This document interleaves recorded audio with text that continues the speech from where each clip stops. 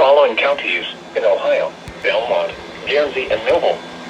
The National Weather Service in Pittsburgh has issued a severe thunderstorm warning for East Central Guernsey County and East Central Ohio, Western Belmont County and East Central Ohio, Northeastern Noble County and East Central Ohio, until 5:30 p.m. At 4:43 p.m., a severe thunderstorm was located near Pittsville, or near Cambridge, moving east at 25 miles per hour. Hazard: wind gusts to 60 miles per hour and quarter-size hail. Source: radar. Impact: minor hail damage to vehicles is possible. Expect wind damage to trees and power lines, resulting in some power outages. Locations impacted include Barnesville, Antrim, Quaker City, Lower City, Old Washington, Salesville, Somerton, Fairview, Batesville, Salt Fork State Park, Piedmont Lake.